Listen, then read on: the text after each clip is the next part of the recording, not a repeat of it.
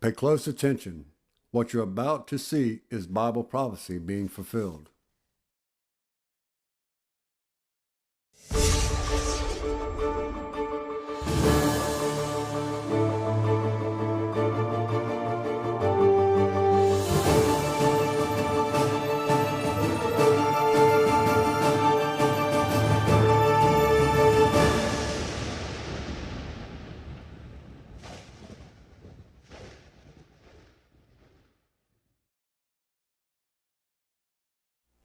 Welcome to another edition of YPN News, bringing you news as it relates to Bible prophecy and foretold by Yisrael Hawkins. Well, we have a lot of information regarding COVID-19 in the news, as it still is and continues to be in the news for quite some time. But everybody was rushing to get hand sanitizers, and they were flying off the shelf faster than they could be restocked. But the FDA is actually recalling quite a few of those because they're saying, hey, these don't have the ingredients that they say they're in, and a lot of people are getting sick, and some people are even dying as a result. We're going to take a look at some of the latest updates on COVID-19. In fact, doctors are finding out that there are some long-term results or lingering effects of COVID-19 that are affecting people. They're actually classifying it as long haulers. And then we're going to talk a little bit about the tit for tat that is taking place between both the Chinese and U.S. consulates and them expelling the country's members from those areas in a very short period of time. But first, we're going to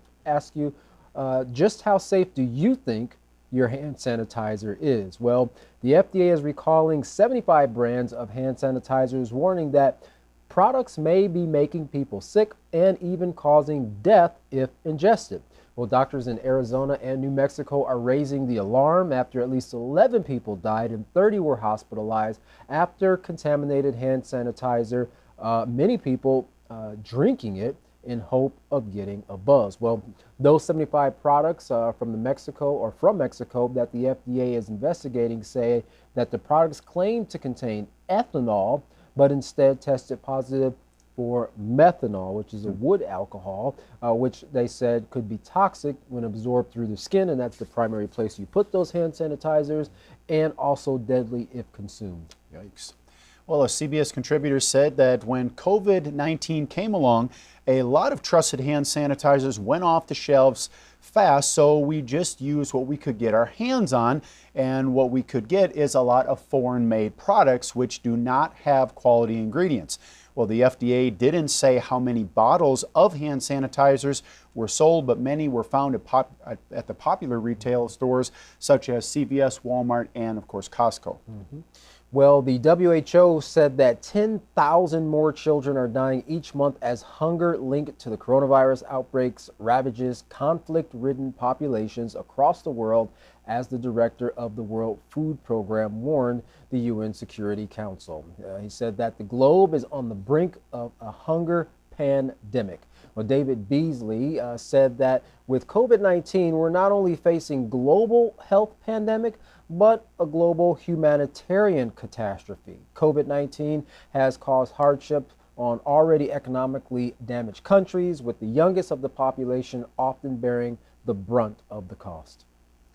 Well, Ms. Gerald, a UNHCR representative in Lebanon, said refugees have told me that our children are ruined because of hunger and quarantine. Now, in Yemen, which has seen over 5 years of war, plus locusts and floods, and an underfunded aid response, all that has exacerbated an already dire situation. Now, one doctor said that they, referring to the children, suffer from acute malnutrition. They need food. The children of Yemen die every hour, actually every minute. They die in their homes because they can't get to the clinic because of their bad financial situation. Sad. Well, the number of children that suffer from wasting, which can permanently damage children, is nearly up 7 million from last year. The UN and other agencies have called for at least $2.4 billion to address hunger, but those calls are running into roadblocks as other countries around the world are dealing with their own problems caused by the coronavirus pandemic. Well, even in Latin America, they are reeling from the effects of COVID-19 as it already has been trying to curb extreme poverty that has been on the rise in recent years. Now, Brazil, which is second in the world for COVID-19 cases, has implemented a federal stopgap program for curbing poverty during the pandemic, which experts warn is only a temporary effort, and that the Latin American countries need to step up the efforts in order to prevent more people from going into poverty. Now, David Beasley, the director of the World Food Program, said that over 11 million people are marching towards the brink of starvation in Latin America. Sad. Well, he continued, "That's why we must act, and we must act now, or we'll have political destabilization, mass migration, economic deterioration, supply chain disruption, and many more people will starve in addition to COVID itself." The World Food Program said that many of those who will go hungry in Latin America make up what they call the informal sector of the population. And in Mexico, the informal sector employees make up half of the country's workforce, and that as COVID-19 and poverty increases, we could see as many as 10 million Mexicans suffering from even greater poverty. Well, Colombia became the latest Latin American country to announce containment measures in their country after passing 9,000 cases. There, the Colombian president said in an address, preventative mandatory isolation. And I think he was also saying that that's going to end up continuing till August 30th. So they're going to continue their preventative measures because the numbers are rising there as well. Well, Russia is facing a huge environmental disaster as some 20 tons of diesel fuel spilled from a tank at a power plant near Norilsk. The streams in the eastern Siberia area turned blood red as the fuel oozed from the leaking tank. The streams make their way into a river that flows into the lake and ultimately into the Arctic Ocean. Initial efforts to control the damage failed, and a state of emergency was eventually declared. Right, which is going to have a huge effect on the aquatic life there in those huge bodies of water, even though it might be somewhat diluted, as we'll talk about what they're going to do with some nuclear waste, still going to affect the life in the seas. That's right. Well, President Putin was not pleased with the response time as he spoke to local officials, saying, "What do you mean you finished your report of the situation? What's going to be done? You're the governor. Wait a second. In your opinion, what happened and why did the authorities only learn about it after 2 days? Are we going to learn about emergency situations through social media now? Are you in your right mind over there?" Apparently, he feels there needs to be a lot more oversight and accountability in regards to these types of environmental disasters. Well, the faulty tank may have been built on soil that subsided with the warming of the underlying permafrost. The impact on the region isn't known yet, but the containment and cleanup will be difficult because of the rough terrain. Environmental experts say the cleanup could take years and cost upwards of $150 million. Wow. Well, Japan is in the news as it contemplates how to handle its abundance of radioactive waste that has been piled into the Fukushima power plants in the hopes to continue to keep the 3 cores that were damaged and went into the meltdown caused by the earthquake and subsequent tsunami. Now, the country's environmental minister suggested draining the excess water into the sea to be diluted, as we were just talking about. But the country's chief cabinet secretary said that that's only the environmental minister's opinion, and the government has not decided on what it will do. But the debate has been going on for over a year. So here you have the diesel spill, and that's just, it's relatively small considering. But now you add to that the radioactive waste going in there, and you see, here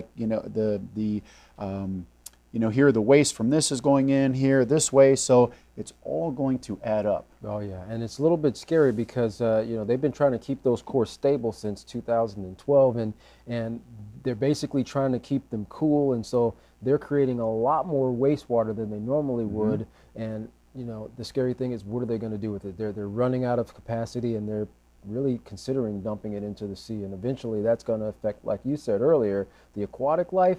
But many people get their living out of the sea as well. They depend on those fish to eat, and also take it to the market. So we'll see how that affects the sea life and how it affects mankind as well. But right now we're going to talk a little bit more about radioactive nuclear storage, and a little bit about these the rising cases of COVID-19 and what they're calling these long haulers, people who are suffering from long-term illnesses, effects of the COVID-19 and what they're going through. Larry, what do you have for us?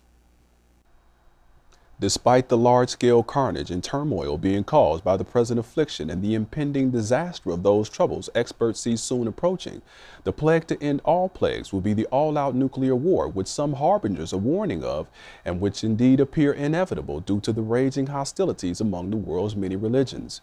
The byproducts produced in the making of the world's most destructive weapons are just as dangerous as the weapons themselves, as can be seen from examples like the nuclear coffin. Have a look at this video that shows it. Located in the middle of the Pacific Ocean, over 6,000 miles from the continental United States, is a massive and dangerous vault with some of the most contaminated radioactive material on Earth. The tomb on Ruined Island, as it's often called, contains the debris of 43 nuclear bomb tests conducted by the U.S. on the Inuiatak Atoll of the Marshall Islands, as well as 130 tons of radioactive soil shipped from the Nevada test site. Already, cracks can be seen on top of the dome, and chunks of broken concrete rest in black water, accumulating at its base.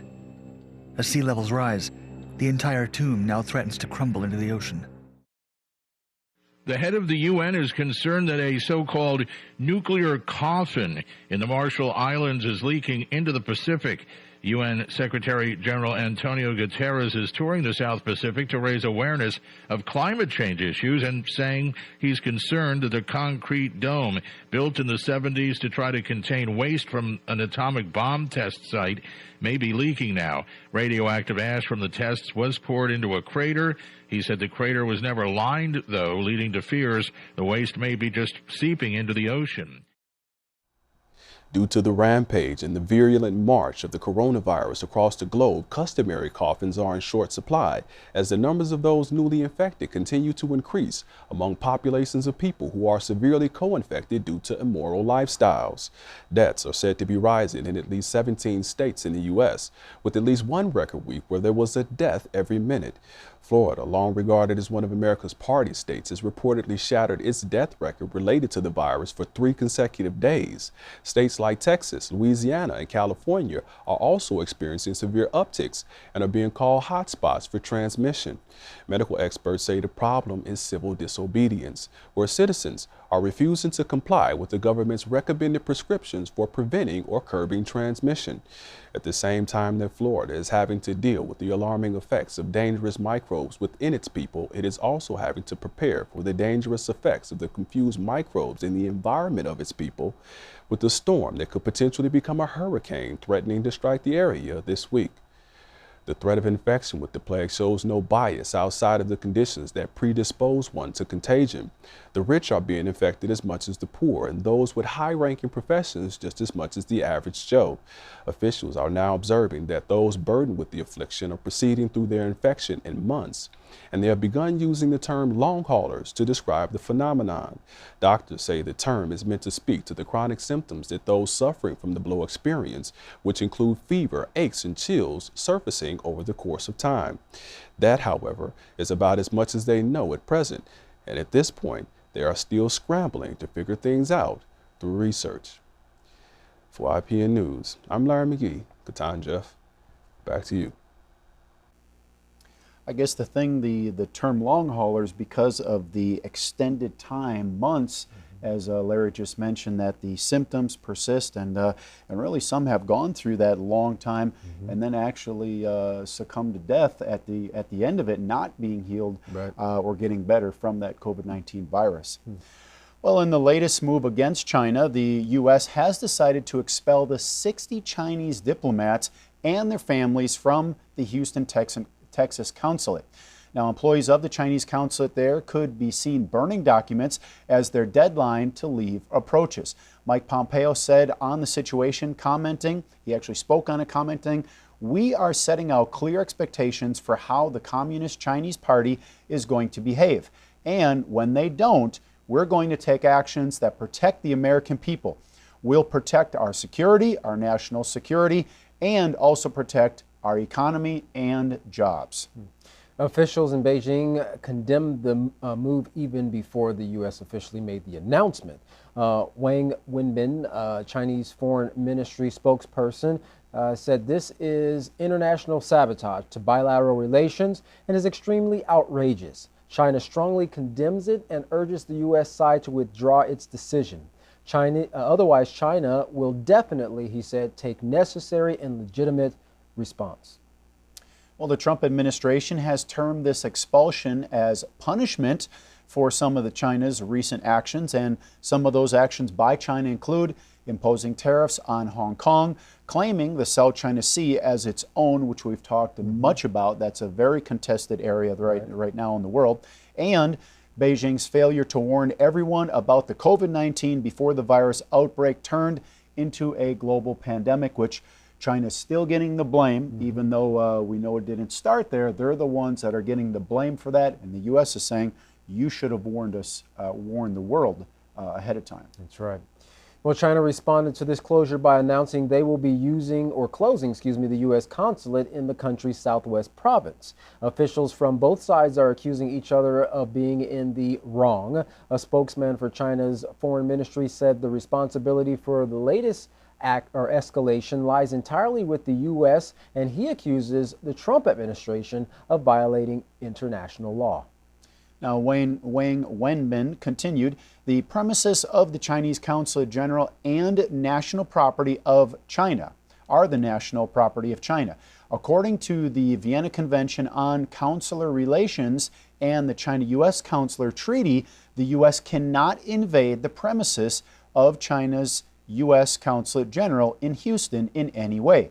Now, China expresses strong dissatisfaction and firm opposition into the intrusion into the Chinese Consulate General in Houston. So sounds like they're concerned that the U.S. is going to go in that building there, that China that does belong to China, and do whatever they're going to do. But the foreign ministry spokesperson there is reminding them of the treaties that prohibit such action. Yeah, well, the U.S. has made some pretty bold moves in regards to China in their own neck of the woods, so they probably have no doubt that they would do it on their own land. Right. Well, the Americans had 72 hours to vacate the property after the Chinese government announced it was revoking its license. Workers at the consulate for the United States in China could be seen removing signs and lowering the U.S. flag as moving trucks entered the property, all being done under heavy police presence surrounding the building.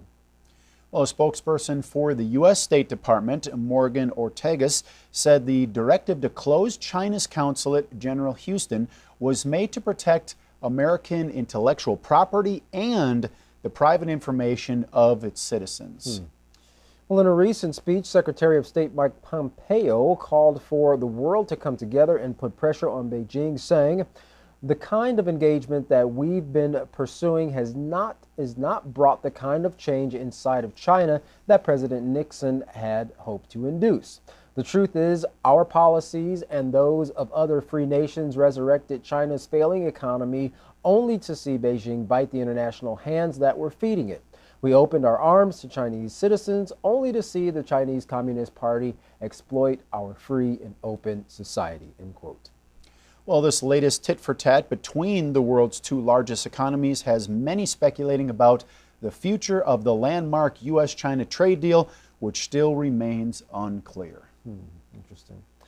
Well, China isn't the only country that has serious issues with the American government. Iran is carrying out military drills in the Strait of Hormuz. During the drills, the IRGC was said to have fired a missile from a helicopter at a full-scale model of the U.S. aircraft carrier. Many from the West are saying this is why they view Tehran as a persistent threat for potentially deadly conflict. Iran's supreme leader has promised retaliation against the U.S. for the assassination of their top commander, General Qasem Soleimani, back in January. Now, there might be more fuel to add to the fire. On July the 2nd, a major explosion hit Iran's Natanz nuclear plant, which is where they enrich uranium. Now, there were no reports of casualties or leaks of radioactive material from the facility, but the cause of the explosion is unclear. Now, some believe it could be an act of sabotage by the Israeli government. another enemy of Iran's and, of course, a friend to the U.S. So far, the investigation of the explosion has ruled out the use of any external objects, such as a missile fired into the plant. So that leads one to question, was there a breach of security through the means of a cyber attack? If indeed that is the case, Iran will need to make an announcement of whom they think is behind it. Some speculate in that scenario it could be, as we just said, Israel or even the U.S. Now, you've heard the Iran supreme leader say there that he vowed retaliation. He wants to get the retaliation for the death of their general. Right. U.S. and Israel are clearly on one side, Iran on the other. They're practicing these drills there. All of this is just stirring up hatred, more hatred between the nations. We see U.S. and China are already in a tough situation now, expelling the consulates there in both countries. So that's another door being closed. It seems like all the steps are being taken. These countries are escalating themselves into what we know and what Yisrael Hawkins has been teaching is going to be a nuclear war. Oh, yes, especially with the fact of all those things culminating and in the minds of a lot of the citizens, many of the citizens in the world, and I'm sure it's in the mind of many of the leaders of the world, that this looks like a hopeless situation. And so with all of these other countries kind of being pressured or stepped on by Big Brother United States, well, they're going to join forces and kind of push back, as many of them have, not only with war, the threats of war or preemptive strikes, but economically as well. And we know that the United States has also made it pretty clear that they don't want anything interfering with the flow of money in regards to, the U.S. economy. So like you said, all these things are building up and it is leading to war, and it'll be interesting to see how all of this unfolds in the upcoming months. Right, and as the sides of war are being drawn, then you can add to it the diseases that mankind is now facing with the COVID-19 affecting many countries very heavily right now. And then the famines, like we've talked about in Yemen and other parts, millions of people experiencing the food shortages, which, that disruption from the food supply, the food chain, but, all these things showing Bible prophecy being fulfilled. If you would like to learn more about what you can do to protect yourself and your family, don't delay. Contact the House of Yahweh today. When you do, don't forget to request your free copy of the Prophetic Word magazine and monthly newsletter. You're going to be very enlightened with the information you find inside. Here's how. To contact the House of Yahweh, you can write them at the House of Yahweh, P.O. Box 2498, Abilene, Texas 79604. You can call them at 1-800-613-9494. Visit them on any of their websites by going to Yahweh.com, YisraelHawkins.com, and Yahweh'sBranch.com. You can visit our website by going to YPNnews.com. You can also email the House of Yahweh at info@yahweh.com. For all other calls outside of the United States, please dial the number on your screen. And of course, don't forget the free online resource to aid you in the study of the Holy Scriptures. That's the Yisrael Says program and the Ask Yisrael program, available 24 hours a day, 7 days a week. You can find those by going to YisraelSays.com and AskYisrael.com. Well, don't go anywhere. Up next is another exciting message from Yisrael Hawkins explaining Bible prophecy and exactly just who is going to be affected from this coronavirus. From all of us here at YPN News, I'm Jeffrey Heimerman. And I'm Katan Alexander. Thanks for watching.